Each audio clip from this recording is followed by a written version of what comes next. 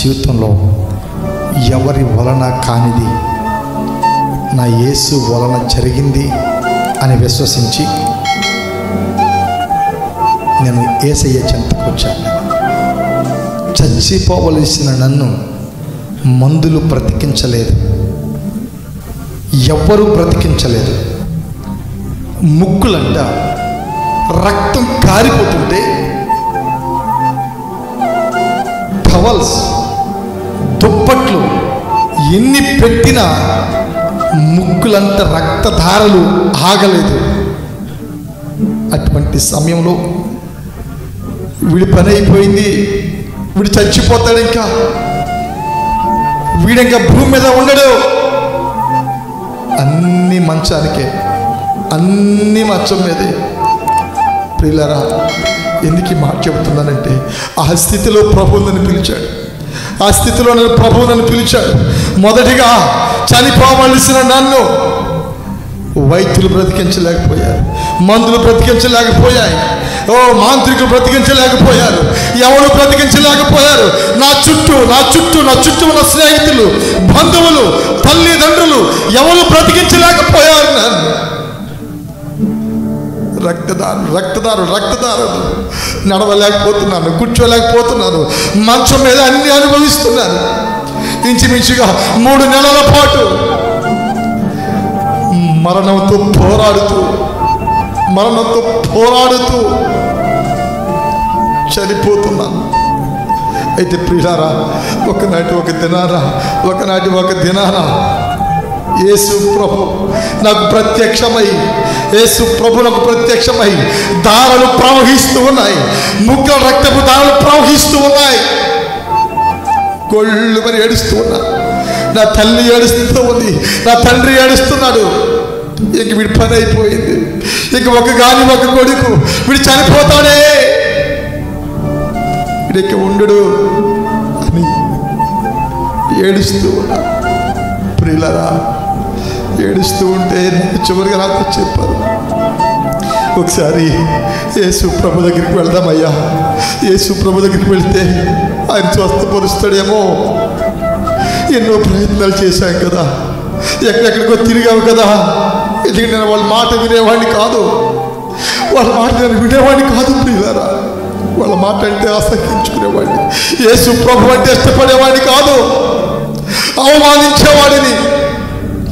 యేసు ప్రభు అంటే చికాకు పడేవాడిని, నేను చేయనేవాడిని, వెళ్ళేవాడిని అసహించుకునేవాడిని. అటువంటి భయంకరమైన జీవితంలో తిరుగుతున్నప్పుడు భయంకరమైన రోగము నన్ను వెంటాడి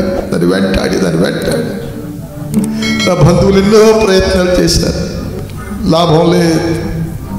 ఎన్నో హాస్పిటల్ తిప్పారు, లాభం లేదు. మందులు అయిపోతున్నారు. ఎన్ని మందులు వేసుకున్నా ఆ మందులు పనిచేయటం లేదు, ఆహారం లేదు, కేవలం ద్రవ పదార్థాలు మాత్రమే. నడవలేకపోతున్నాను. 1, 2 అన్నీ కూడా మంచం మీదే పడుతూ ఉన్నాయి. ప్రియులారా, ప్రభు దర్శించి వాళ్ళు ఎంతమంది చెప్పినా వినలేదు. ఎంతో మంది దైవజనులు నాతో మాట్లాడినా వాళ్ళని తిట్లేవాడిని నేను. నీకు పని పాట లేదా, వచ్చిన పని చూసుకుని వెళ్ళిపోవాలి. ఎందుకు చెబుతున్నానంటే ప్రియులారా, నన్ను మొదట జ్ఞాపకం చేసిన దేవుడు అంటున్నాడు, నువ్వు ఏ స్థితిలో నుండి వచ్చావో దాన్ని జ్ఞాపకం తెచ్చుకో. ఏ స్థితిలో నుంచి నీవు వచ్చావో దాన్ని జ్ఞాపకం చేసుకో. నిరుత్సాహపడద్దు, అధైర్యపడద్దు అని ప్రభు నాతో చెప్పాడు ఉదయం. ఆ మాటను బట్టి మీతో చెబుతున్నాను నా యొక్క మాటలు. ప్రియులారా, అటువంటి గడ్డు పరిస్థితుల్లో, అటువంటి మరణకరమైన పరిస్థితుల్లో తిరుగుతున్నప్పుడు అందరూ కలిసి నా కొరకు ప్రార్థన చేయడానికి మా ఇంటికి వచ్చినప్పుడు వాళ్ళని కూడా అవమానించాను నేను, వాళ్ళని కూడా దూషించాను నేను. ప్రియులారా, దూషించి హేళన చేసి భయంకరమైన పరిస్థితులు అనుభవించాను. అయినా దేవుని ప్రేమ, అయినా ఆయన కరుణ, అయినా ఆయన జాలి నన్ను విడిచిపెట్టి వెళ్ళటం లేదు.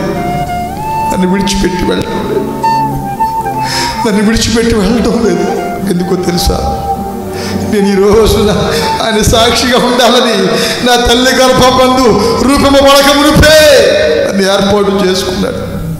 ఈరోజు ఆయన ప్రత్యక్ష సాక్షిగా ఉండాలని ప్రభు గర్భంలో నన్ను చూశాను. ఆ రోజున బిడ్డలందరూ ప్రార్థన చేస్తున్నప్పుడు దైవ స్వరం ఒకటి వినపడింది. నా ప్రియ కుమారుడా, నీవు చావవు, నీవు నాకు ప్రియమైన వాడివి, నీవు నా బిడ్డవబ్బా, నీవు నా కుమారుడివి, నేను బ్రతికిస్తాను, నీవు నాకు ఇష్టమైన వాడివి, నా దగ్గరకు వస్తావా అని మాట్లాడినప్పుడు నేను వెంటనే కళ్ళు తెరిచి చూశాను. కళ్ళు తెరిచి చూస్తే అక్కడ ఎవరూ మాట్లాడటం లేదు. ఇప్పుడు తెల్లారి మరలా మామూలు అడిగాను నేను, ఏంటి అమ్మాయిలాగా అన్నారంటే, కాదయ్యా నీతో దేవుడు మాట్లాడుతున్నాడు రా, ఒక్కసారి వినవా అంది. అయినా నేను మాట్లాడలేదు, అయినా నేను స్పందించలేదు, అయినా నేను మాట్లాడలేదు, అయినా నేను ఆయన వైపు చూడలేదు. అయినా దేవుని ప్రేమ మాత్రము నన్ను విడిచి వెళ్ళిపోవటం లేదు. దాన్ని కంటి పట్టుకునే నా వైపు చేతులు చాపే ఉంది.